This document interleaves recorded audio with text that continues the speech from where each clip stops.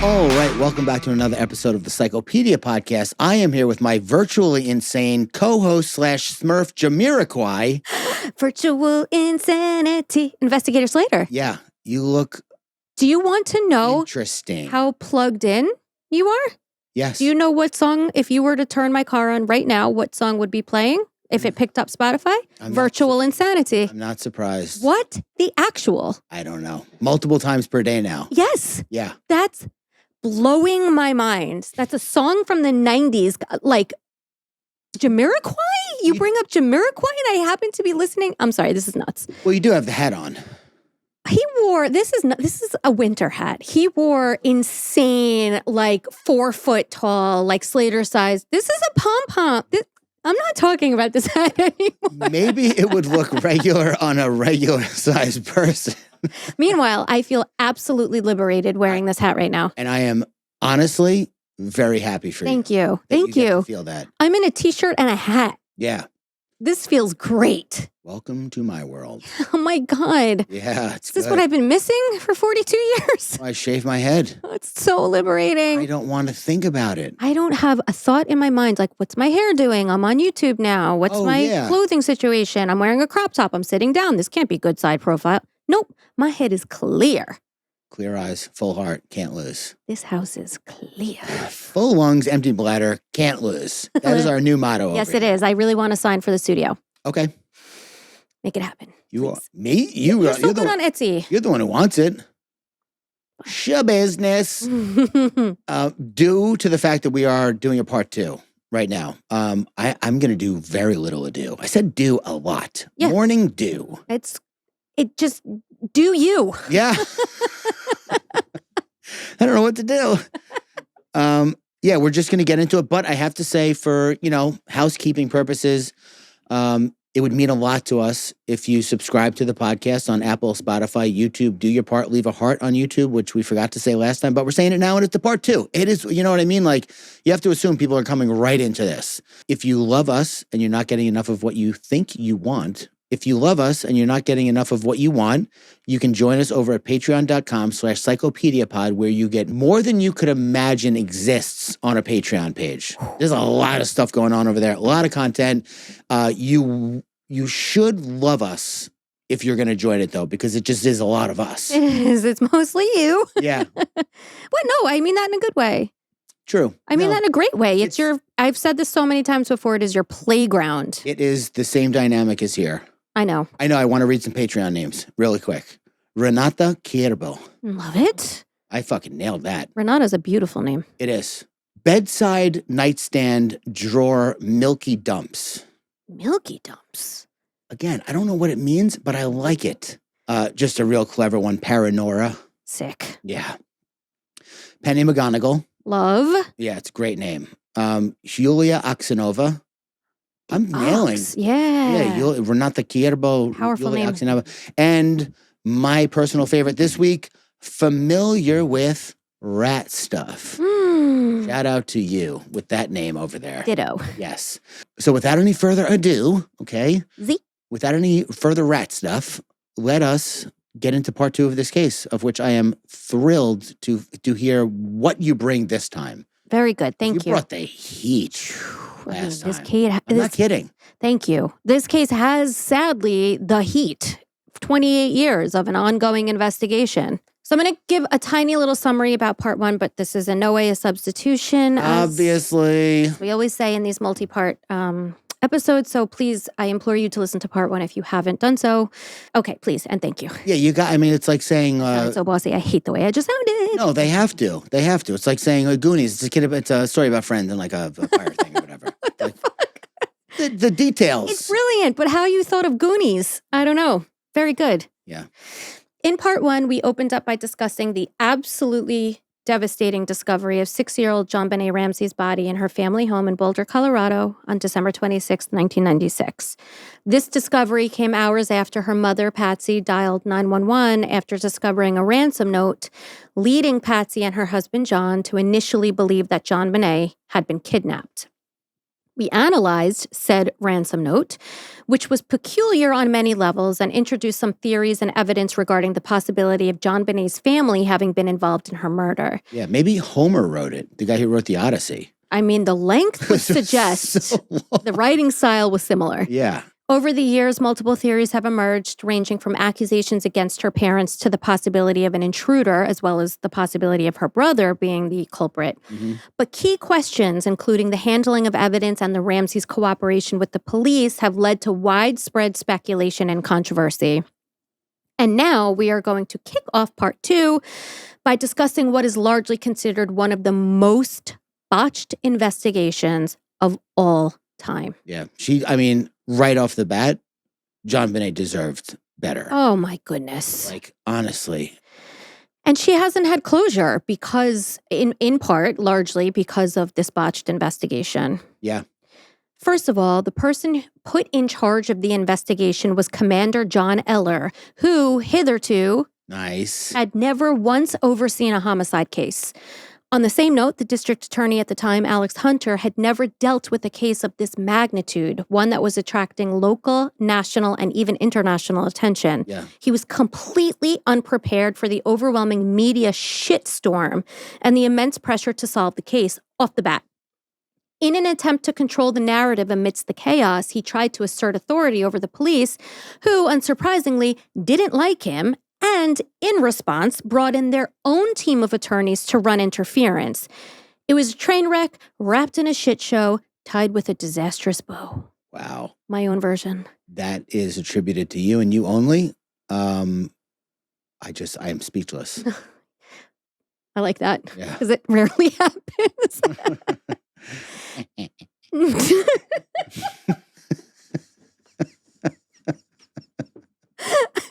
It's always the subtle shit you do that just gets me.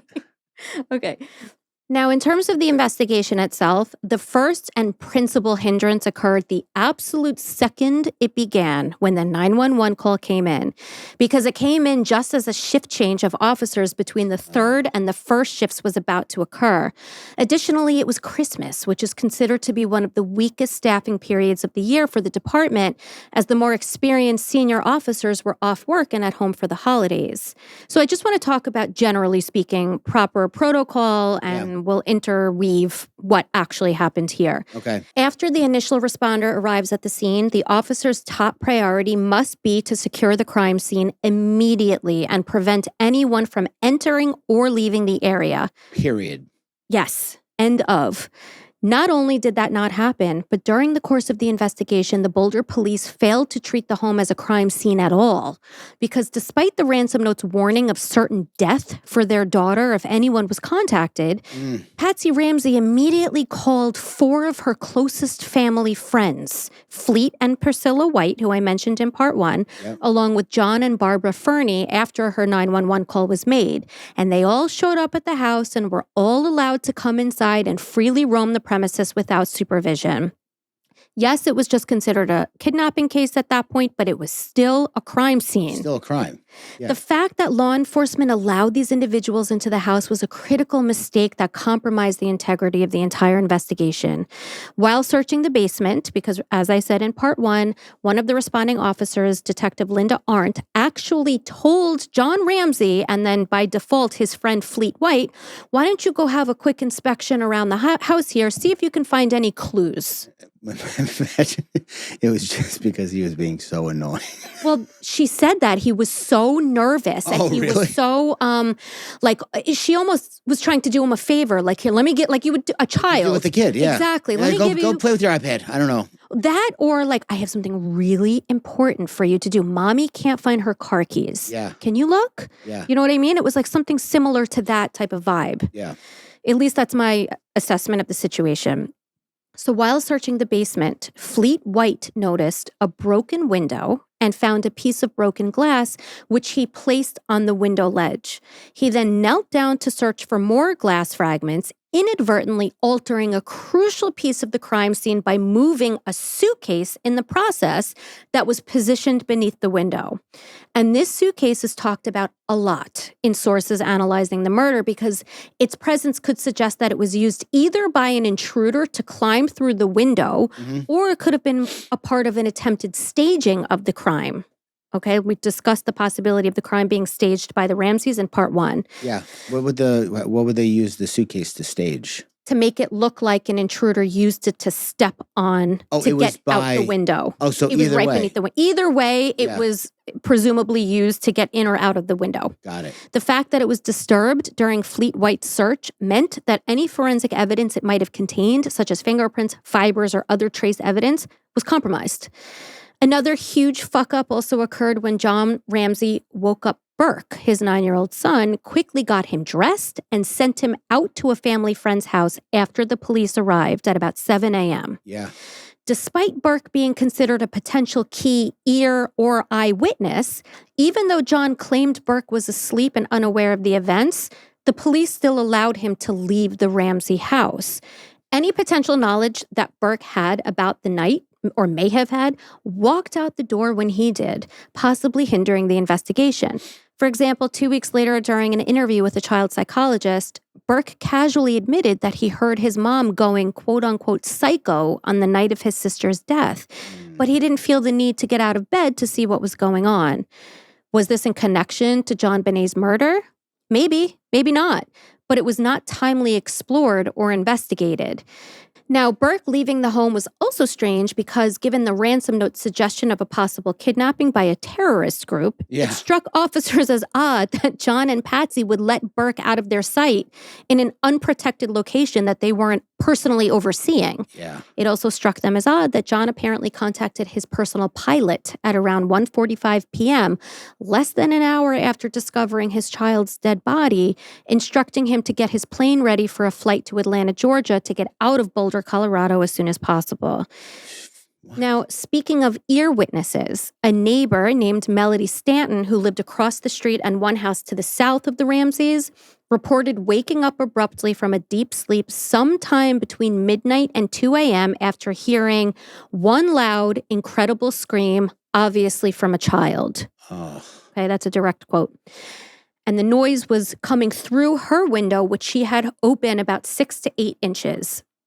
Melody assumed that the child's parents must have heard it too. It's fucking Christmas time in Colorado? Yeah, well, this is what a lot of actually skeptics point out. Like, you really had your window open, in December in Colorado. She claims she had her window open every single night. Really? It's like 12 Angry Men. Remember that? Yes. Greatest lessons of all time. Really quick, 12 Angry Men is about a story about a jury who is basically like deciding, I don't know if it's his life, but it's serious. It's either life in prison or death sentence. And they're fighting. Some people believe this, some people believe that. It all boils down to, and by the way, if I'm spoiling it for you, it came out in 1942, so I don't know what to tell you. There was an eyewitness who was the key witness, and basically they were like, you can't even see 10 feet in front of you. How could you have seen two buildings? You know what I mean? Yeah, well, that's also my cousin Vinny. Yes, and the old man, they figured out, just like had nothing going on, no family, no friends, no job, no nothing. He just wanted to feel important again, right? So people do be butting in where they don't belong. Maybe this Melody Stanton was a little bit of a busybody. Absolutely could be. So as I said, she assumed that the child's parents must have heard it too, and she went back to bed. Assuming Melody did hear the scream of a child, it's led to questions about how Patsy and John Ramsey could have possibly missed such a scream if it was coming from their own home. However, their bedroom was on the top floor, 1 floor above JonBenét's bedroom and 3 floors above the basement, which would have possibly contributed to them not hearing it. But the neighbor across the street heard it? Well, the theory, they apparently did sound checks, and it is possible to hear from the basement or JonBenét's room to Melody's home if her window was in fact open. Yeah. And it is also possible that her parents did not hear it. It's just the way the sound moved through either the broken window in the basement through Melody's open window or through JonBenét's bedroom window, into Melody's house. Okay. So now, hours after the investigation had originally commenced, an official scene walkthrough of the house conducted by police still had not been conducted. Only a massive, sloppy, evidence-disrupting, unofficial walkthrough was conducted by John, Patsy, and their tennis friends. Adding insult to injury, one of the detectives on the case, Detective Linda Arndt, was actually, as we've said now multiple times, the one to suggest that John and Fleet conduct their own search of the house to see if they'd be able to locate any clues or discover anything amiss. And was she the one that it was her first time ever investigating a murder? That was a pop quiz, and that was a fake answer. No, you just said it again in the. No, I'm sorry. No, I said the person who was in charge of the case, John Eller, had never been in charge of a homicide John Eller, case again. That's right. Before this, rather. Okay. So according to Linda Arndt, when she released John and Fleet into the wild, John immediately headed towards the basement instead of following her suggested direction to search top to bottom of the 3-story house. John was also later described as making a beeline for the tiny dark room with a white door at the far end of the basement, which lo and behold, had the body. Then, in apparent distress, John Ramsey removed the duct tape from JonBenét's mouth, attempted to loosen the ligatures on her wrists, and carried her body upstairs to the other people that were in the house. Like a fucking cat finding a mouse. Oh, my God. This act of moving the victim's body was a critical procedural error. Not only is it critical and procedural error, it's fucking weird. It's tell me why. Well, him taking the duct tape off, I understand. It's like the woman who wanted her daughter taken out of the woods, she's scared of the dark type of a situation, loosening up the things. Oh, God, that's so sad. But carrying her upstairs instead of calling the police and saying, hey, I found her. Oh my God, I found her. It just strikes me as very odd and almost like performatively heroic. Or maybe an intentional effort to fuck up evidence. I don't know. I have to say I understand that thinking 100%, but I also do understand a frantic parent. Yes, that I understand. Maybe she's still alive. Maybe we could do CPR. Maybe somebody can help. Like maybe, maybe he couldn't find his voice. He was so panic stricken that he just scooped her up and ran with her. You know what I mean? But again, it was a critical error. Then to make matters worse, Linda Arndt instructed John to place JonBenét's body on the floor, where she then proceeded to move it herself onto a rug in the living room. Just put her on the floor? Minutes later, John then draped a nearby blanket over JonBenét's body, which was then adjusted by Linda Arndt, and a sweatshirt was placed over JonBenét's feet.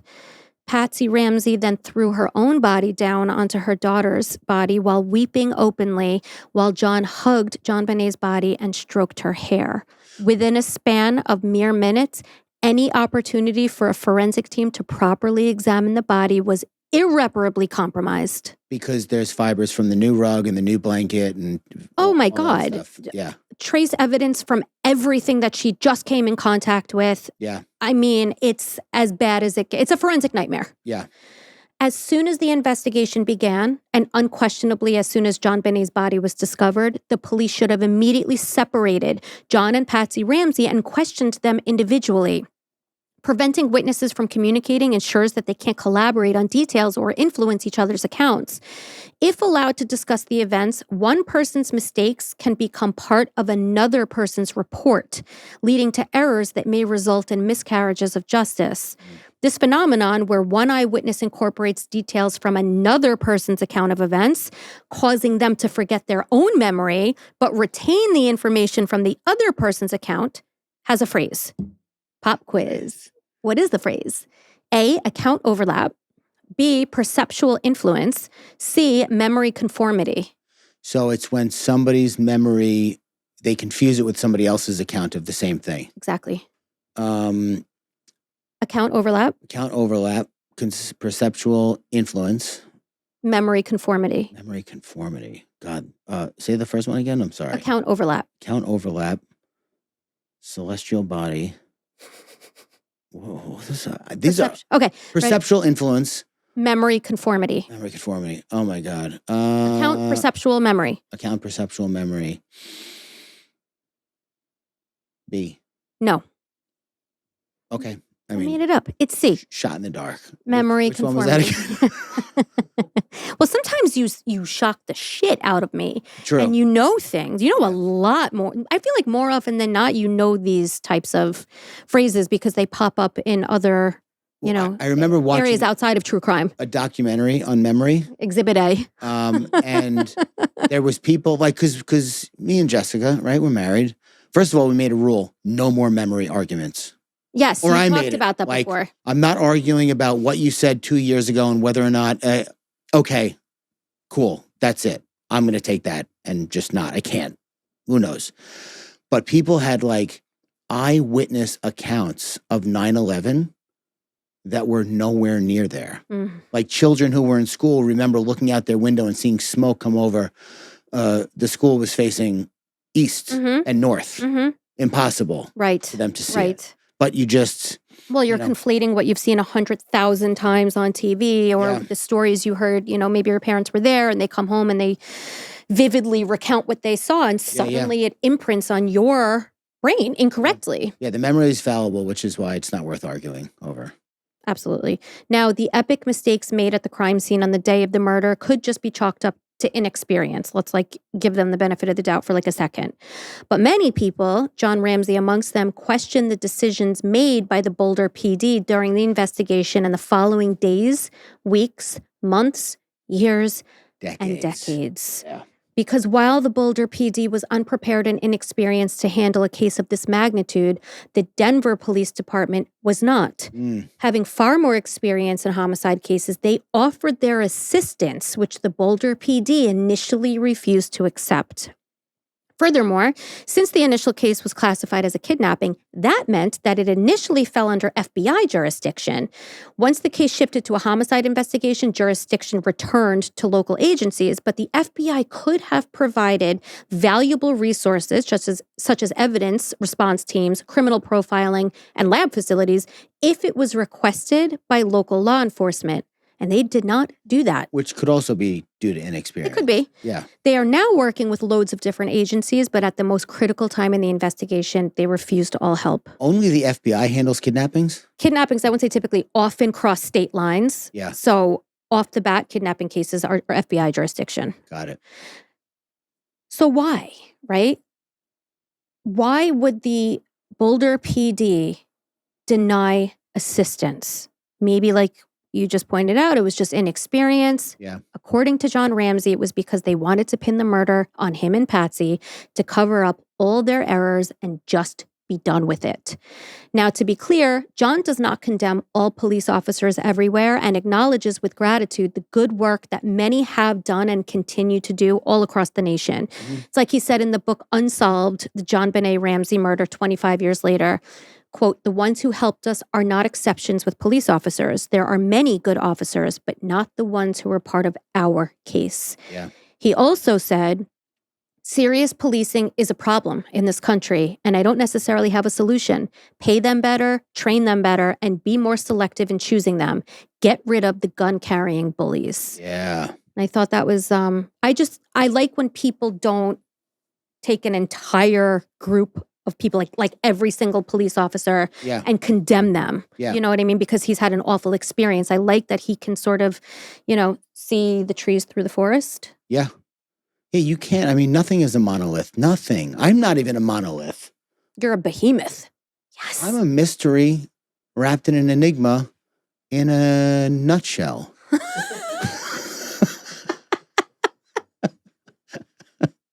Do you just open your mouth and see what comes out? Is that how you operate? And if you crack it open, you might find a little fortune for yourself in there. Oh, it's a fortune cookie now. Yeah, it's because I'm wrapped. Okay. I'm wrapped in the enigma. The enigma is where the writing is. You're a wild, wild man. Now, the BPD were not the only ones to suspect John and Patsy, because in 1999, a grand jury voted to indict the pair, indicating that they'd unlawfully, knowingly recklessly and feloniously permitted a child to be unreasonably placed in a situation which posed a threat of injury to the child's life or health. However, the indictment was never signed by the Boulder District Attorney due to a lack of evidence. Oh, okay. I thought it was due to like oversight again. No. Due to a lack of evidence, due to politics, due to being paid off. There's like a billion theories. Yeah, well, out that there. was something I was thinking about. This guy's very rich, right? So, I mean, I hate to think that that's even possible, but it is. I mean, we don't have answers, so anything is possible, you know? And then in 2008, which is 2 years after Patsy actually passed away from cancer. 2008. Yes. The Ramseys were officially exonerated when it was determined that the DNA found on JonBenét's underwear was from an unrelated, unidentified male. Really? Yes. Touch DNA technology was used to analyze skin cells left behind from even the slightest touch, found beneath JonBenét's fingernails and scraped from the waistband of her long johns, which she'd been wearing when her body was discovered. So if it was the saliva that they tested, that's one thing, but it was what was found beneath her fingernails and the long johns. That was foreign too? Yes. It's believed that only someone close to the family or the culprit, if different from the family, could have come into contact with this part of her clothing. In the past, forensic investigators required quarter-sized DNA samples for analysis, but touch DNA technology only needs a few cells from the outermost layer of skin, which are invisible to the naked eye. So it's minimal samples, maximum information. Yeah. These cells can then be amplified using a process called polymerase chain reaction, or PCR, creating a precise genetic profile of the individual. In JonBenét's case, this technology uncovered DNA from an unidentified male whose genetic profile didn't match anyone in the police database, including the Ramseys, their friends, the officers at the scene, or even the housekeeper and her husband, both of whom had been considered suspects at one point. Really? That said, Special Agent Jim Clemente, who I mentioned earlier in part 1 when we discussed the ransom note, feels that the evidence was not sufficient to clear the Ramseys. Using today's improved DNA technology, Clemente, along with criminal behavioral analyst Laura Richards, what's up, Laura? We know her. We've spoken with her. Worked with forensic scientist and DNA expert Dr. Henry Lee of the famed O.J. Simpson trial to study whether or not such evidence could really prove the existence of an outside intruder. Okay, just real quick. Yeah. We figured out that we've spoken to Laura. We did a Zoom with her just to connect. And I want to just say right now, publicly, make a declaration. We talked about doing something together. We are going to. Oh my God, I can't wait. We just kind of like, I guess, got very busy. But hearing her name in this case as an award-winning criminal behavioral analyst who has a podcast called Crime Analyst. Well, not only that, Tank, we just texted today. We haven't talked to her in months. What? And we just texted today about rekindling our relationship with her and working on a collab. We texted about her today. I mean, we should just change the name of this podcast to Plugged In. Exactly. Because honestly, it's bizarre. And also Dr. Henry Lee of the O.J. Simpson trial. Yeah. And the work that we talked about collabing with Laura Richards on. Oh my God. The plugged inness is almost too much. I welcome more. Like being on a yacht. I welcome more. The cubes. It's almost too much. Superstar chef Bobby Flay, the cubes, Chris Daughtry. It was almost too much. Almost too much. Okay. Are bonita fish big? Using today's improved DNA technology, Jim Clemente, along with Laura Richards, worked with Dr. Henry Lee to study whether or not such evidence, the trace DNA evidence, could prove the existence of an outside intruder. And according to Dr. Henry Lee, it could not. As he explained to the investigators, JonBenét's underwear may have held on to some transfer DNA from the manufacturing process, which he proved by testing an untouched pair of new underwear straight from the package. Okay, wait. Can we hold on a second on that? Can we dig into that? So it was like a Christmas gift underwear? No. He just opened up a new package of underwear to see if they were able to detect a foreign piece of evidence from an unidentified person. So as Dr. Henry Lee suspected, the new untouched underwear had foreign DNA on them left over from the manufacturer process. They took this to mean that the DNA evidence is erroneous and it shouldn't be enough to fully exonerate the Ramseys. Imagine working in an underwear factory and being implicated in a murder. Well, it doesn't go back to one person. It just showed the presence of a foreign piece of DNA, not belonging to the Ramseys. From a human. From a human. Yeah, that's what I'm saying. Yeah. It's wild. However, the attorney who would later go on to represent Burke Ramsey in a defamation lawsuit against CBS News in 2016, the attorney's name is Lynn Wood, has stated that the DNA from the underwear matched the DNA found underneath JonBenét's fingernails, meaning it could not have been from the manufacturer. So let me make this clear. Okay. There was evidence found on her underwear that's believed to be saliva, as well as trace evidence like skin cells. As well as. There was also skin cells, trace evidence found underneath her fingernails. Okay. According to Lynn Wood, the attorney representing the Ramseys, the trace evidence of the cells from her fingernails matched the trace evidence of the cells on her underwear, meaning it could not have been the manufacturer. Got it. The BPD was aware early on that the evidence did not match the Ramsey family. According to a book about Lou Smith, who's an experienced homicide investigator that was hired by the Boulder District Attorney's Office, Smith presented a document to the BPD stating that evidence found under JonBenét's fingernails and on her underwear did not match any of the Ramseys. Ergo, nice. Smith, who spent significant time investigating the case, believed that JonBenét was murdered by an unknown intruder. Despite this, the BPD continued to focus on the theory that John and Patsy were responsible for her death. And this is the tunnel vision that John said precluded any real detective work from going on. Smith also proposed the theory that the marks on JonBenét's back were caused by a stun gun, right? So during the autopsy, the marks were identified, but it was up for debate how they got there. We mentioned, I think in part one, some investigators believed it was from train tracks, little train track toys from Burke's room. Which, by the way, when I thought he was like 21, it was very confusing to me. I was like, why does he have train tracks in his room? But Smith believes that it was caused by a stun gun, and he believed that it was used by an intruder to immobilize her. The stun gun marks were meant to be kept secret from the public to protect their usefulness in identifying the killer or tracking down leads without tipping off the suspect. However, the BPD leaked this information when they canvassed the entire neighborhood, asking residents if they owned tasers. Frustrated by the lack of progress and the BPT's direction, Lou Smith also quit after 19 months on the investigation. As if they would say, by the way. Right. Yeah, you know what? I do have a stun gun. It's the one I used in the murder. I mean... There was a little girl stabbed to death about 2 days ago. Do you have knives? Right. In the house? Do you mind if I look at them? Right. Yeah, no, I don't have any knives. Never seen a knife in my life. I don't know if they were thinking they were coy. You know what I mean? Like just, hey, I'm just going to ask. Able to tell people's vibes when they ask them? I don't know, but it backfired, I believe. Now, former Sheriff John Anderson has exposed Smith's findings in a book titled Lou and JonBenét, A Legendary Lawman's Quest to Solve a Child Beauty Queen's Murder. In the book, Anderson writes, for the past quarter century, the Boulder police have ignored the DNA evidence that exonerated the Ramseys and could be used to identify her killer. Crazy.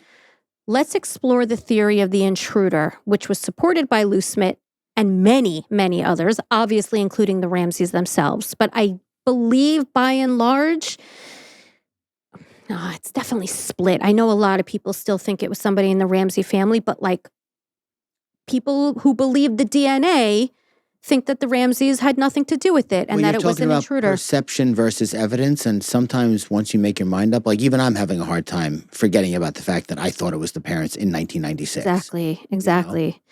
Regarding how the intruder could have entered the house, the police insist that there were no signs of forced entry on any of the doors or the windows. Even the broken window was broken for a while. Yes, we're getting into that like now. Okay. The dirt, dead leaves, and spider webs around the basement window showed no signs of disturbance, which would have been expected if an intruder used that as to gain entry.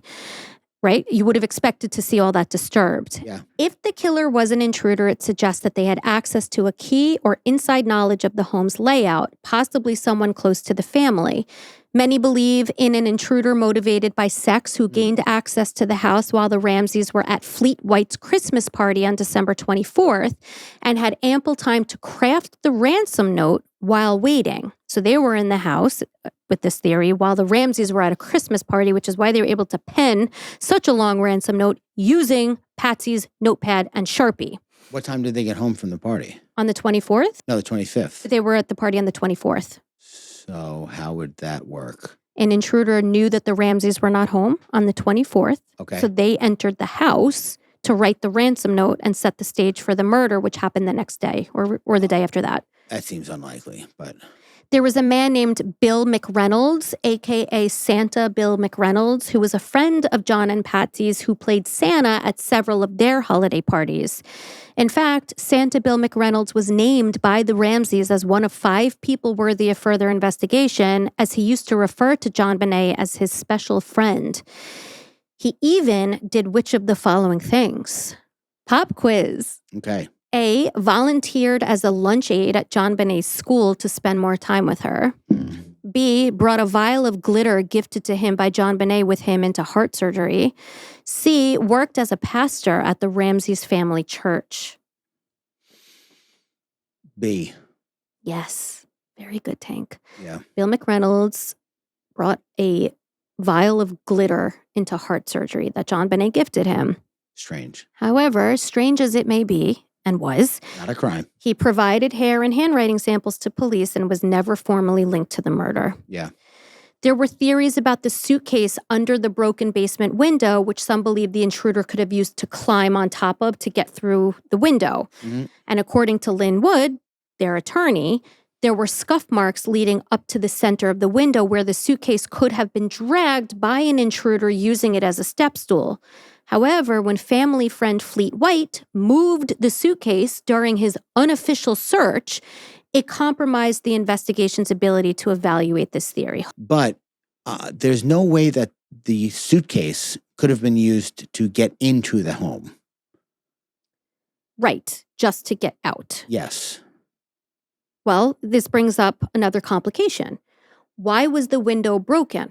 With shards of glass underneath it, right? By the way. If it wasn't an intruder. Oh, he said that the window was broken for a while. They don't know that. So no, John Ramsey claimed he broke the window months earlier after forgetting his keys while Patsy and the kids were vacationing in Michigan. He stated that he never got around to fixing the window and that the intruder must have entered through that broken window. As if somebody that high up in a company would be so lazy. This is the ongoing problem or holes that people continue to poke. This is like living in Colorado, by the way. A thorn in John Ramsey's side. Like a grown-ass CEO is breaking a basement window and climbing through it and then not fixing the window. Yeah. He said this happened the summer before. So you've had a broken window in your house. It just does. I mean, that is not great. Yeah. And not great for John. Yeah. And by the way, leaves can blow in an instant. Yeah. However, some theories suggest that John broke the window the night of the murder to stage a break-in and cover up the fact that he or someone in the family killed JonBenét. But the window was broken in. Yes, because there was glass in the basement. Okay. According to Fleet White, saying that he was moving shards of glass. Okay. But then a couple of weeks later, Burke contradicted John's version when he stated that he'd been with John when the window was broken, which cast doubt on John's story because he said he broke the window when Burke and Patsy and JonBenét were on vacation. You see what I'm saying, man? This case is like, yeah. You think you have it. I'll be honest with you. It's horrific that this little girl is Yes. dead. But I don't think that's where all of the sensationalization comes from. I think this story itself is sensational. Even if it wasn't a child involved, it would still be like Jack the Ripper. Yeah, that's what I said, right? In part 1, I think. Yeah, that's why I brought it up. Yeah. But there's just so many moving pieces and discrepancies and holes and And people choose different things, understandably, to latch onto and to try to make sense of and to base their entire theory about what happened on. Yeah. Like, there's probably people out there who know every single detail about this window that I'm trying to just kind of like get the main points across, who can come back and be like, actually, the shard of glass was 1/4 of an inch big here. You know what I mean? Like, the information is endless. Yeah. Endless. Further supporting the intruder theory, though, was a partial footprint found in the basement near where JonBenét's body was discovered. The print from a leather and nylon boot with the words high tech on it did not belong to anyone in the Ramsey family. The BPD still cannot identify the owner of the footprint or when it was left, and the Ramseys maintain that no one in their home owned high-tech boots. If this is confusing, everyone out there, I apologize. It's a confusing case. If it's confusing, you're right where you're supposed to be. Exactly. Yeah. Get comfy. And yet another piece of evidence that may support the intruder theory is something else that was discovered. Pop quiz. A beaver hair on the duct tape. B, a beaver hair on the duct tape? Okay. the corner of a movie theater receipt from out of state. C, an unknown latent fingerprint on a tube of paint from Patsy's Supplies. Oh, and what was this again? Like something that Another threw the piece of evidence, yeah, that may support the intruder theory. Duct tape with beaver hair on it. Yeah. Okay. Mhm. A latent fingerprint on a paint tube, or the other one. Corner of a movie theater Or receipt a from out of movie state. receipt. Oh my God. See? No. Yeah, that would have been in the news, I'm sure. Mm-hmm. A? Yeah. Brenda. Yeah, I had to. There was no way I was not going to bring in a beaver situation. Brenda's beaver needs a barber. Apparently, because it's shedding everywhere. Stick it on the duct tape. So there was a beaver hair discovered on the duct tape, which some people believe supports the idea that the duct tape came from somebody from the outside and that a piece of hair got on it. Are beavers not Well, they're not in the Ramsey's home. They're not in the area? No, they're not in the Ramsey's home. So the duct tape came from outside of the home with an intruder. Oh, the duct tape was brought in as well? Well, that's what this theory, some believe, suggests. What if you went out hunting beaver, came home, had to tape something, and it brushed I think against the your Ramseys jacket? don't hunt beaver. We don't know that. Let me tell you what FBI profiler, retired, John Douglas thinks. First of all, he once said, to understand the artist, you must look at the artwork. To understand the criminal, you must look at and study the crime itself. So he did just that. And he also interviewed John and Patsy, although received a bit of criticism on how he handled that particular interview since he interviewed them together, which is I feel like a rookie mistake, for over 4 hours. John Douglas does not believe that JonBenét was killed by John, Patsy, or Burke Ramsey. Rather, he believes that the murder was committed by an unknown white male in his 30s or 40s with some business background based on the business-like fashion of the ransom note. He feels the perpetrator was essentially getting back at John, a successful, wealthy businessman, by taking out his most precious asset, which was his little girl. With a propensity for beaver. Yes. During a Dateline interview with Chris Hansen, Hey. John Douglas... Two people we know. Two people. This is nuts. John Douglas also said that after studying the crime scene, the details just did not align with the murderer being a family member. Generally, if a parent kills their child, they don't want to be the one to find the child. They'll sort of discreetly send someone else in to where they know the body is during a search. Also, parents who kill their children will typically position them in a peaceful way, which is contrary to how sweet little JonBenét was discovered. According to John Douglas, the court of public opinion has been particularly ruthless in blaming JonBenét's parents. Oh, yeah. A significant factor in this is the fact that JonBenét competed in beauty pageants, which we discussed in part 1, is an industry that really rubs people the wrong way, understandably. One more thing I want to say, though, about pageants, the exposure to creeps and pedophiles that JonBenét would have been sky fucking high. Yeah. It is. And if she's doing it for that long, that many times, I'm sure there were people who knew where they lived. Right.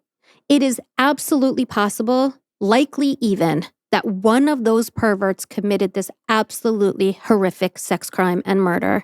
Like I said in part 1, a man who once photographed JonBenét, a photographer called Randall DeWitt Simmons, was arrested for having child pornography and sentenced to 10 years in prison. Yeah. In 2005, 48 Hours reported that within a 2-mile radius of where the Ramseys lived, 38 of their neighbors were registered sex offenders. Within 2 miles? Yep. 38? Yep. Wow. Yep. That's a lot. I know. In 2023, Boulder police put out a press release stating that one focus of their new investigation is DNA testing. Also, as part of a new investigation, the review team also digitized and consolidated all the evidence collected over the years in this case, which includes more than 21,000 tips, more than 1,000 interviews, samples of DNA, fingerprints, shoe prints, and handwriting from more than 200 people. What were the tips? I have information about who killed JonBenét. Yeah. And you follow up on every single one. Yeah, that pisses me off. Keep in mind, psychics have been involved. Like, you know what I mean? That does annoy me, Mm-hmm. that there's that many people trying to... And I'm sure some people were well-intended. Sure, they were all well-intended, but I don't know about that. I think people love to insert themselves in investigations, especially ones that are high profile. Yeah. To your point earlier with 12 Angry Men. Yeah. Just for that moment to shine and to be acknowledged and recognized and taken seriously. Yeah. But I also do think that a lot of people probably really think they have information. Mm-hmm. John Ramsey, who participated in Netflix's 2024 documentary Cold Case, Who Killed JonBenét Ramsey, advocates for the authorities to retest all the evidence, saying, "We know there's 5 or 6 items that were taken from the crime scene. They were sent into a lab for DNA sampling and were not sampled. Really? We want those items sampled. We want what has been sampled to be retested." He continued, "Then use the public genealogy database to look for not only a match, but a similar relative. That's been used very successfully in the last few years by police departments to find the killer of very old cold cases." You can cross-reference like Ancestry or 23andMe? Yeah. Wow. Yep. Since JonBenét's murder, the BPD has claimed to have followed up on every lead that has come into the department.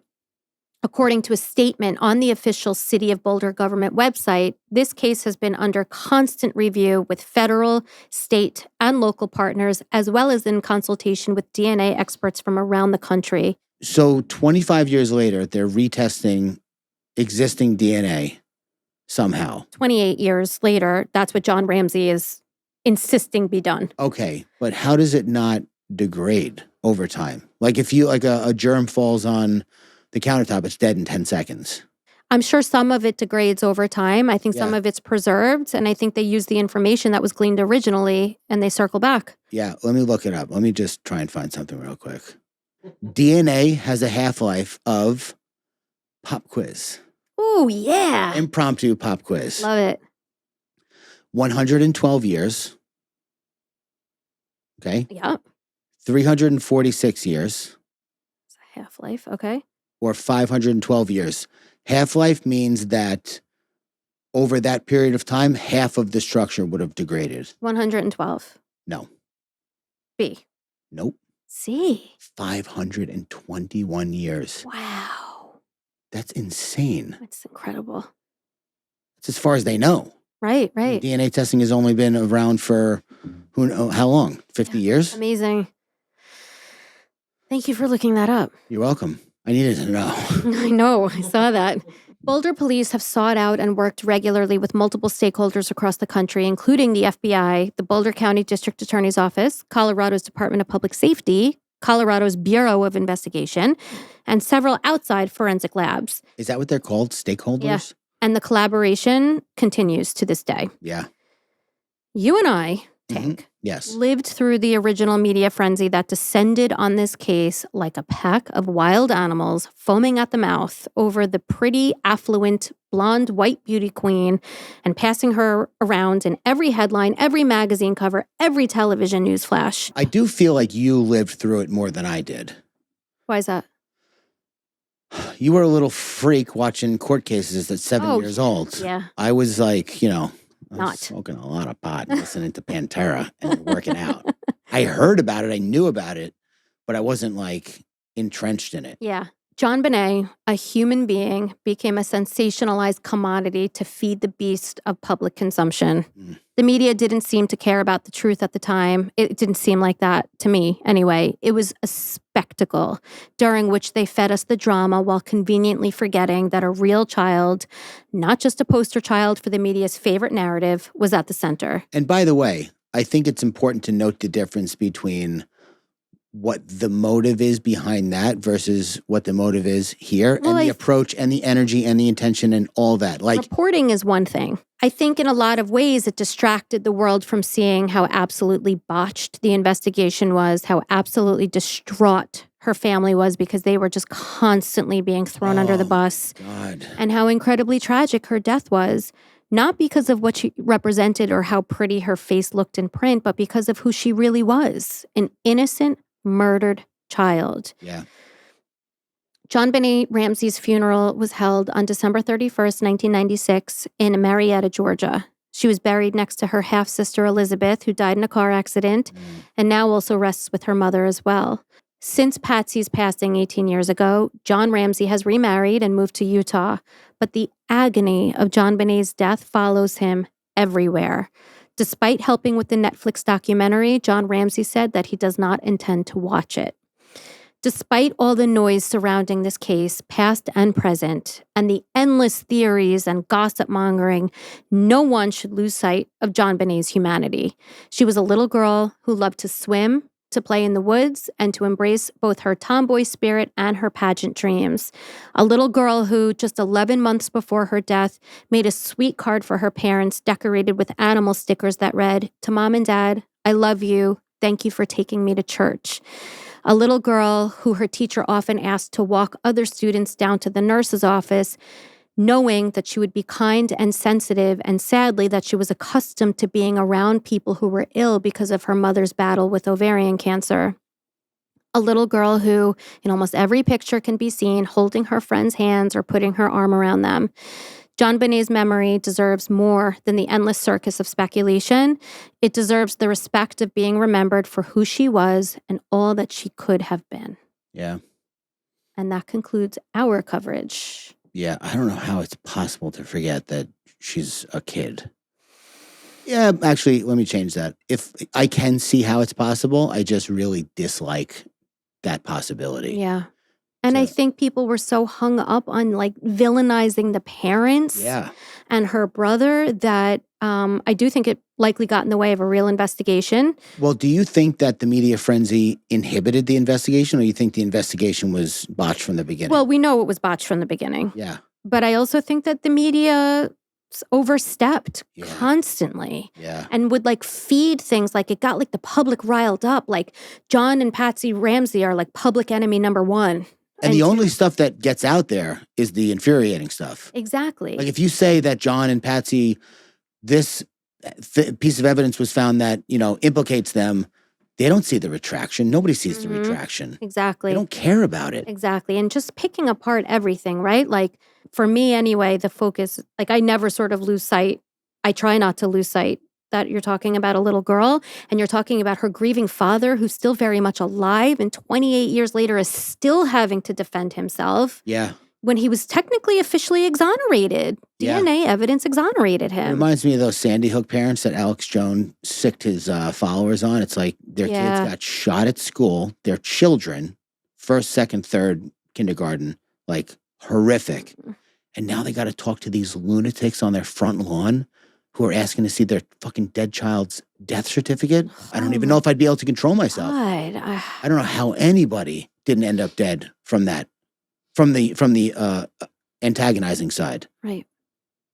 Oh, God, it's crazy. Yeah. Can you save us with a Tank's titty?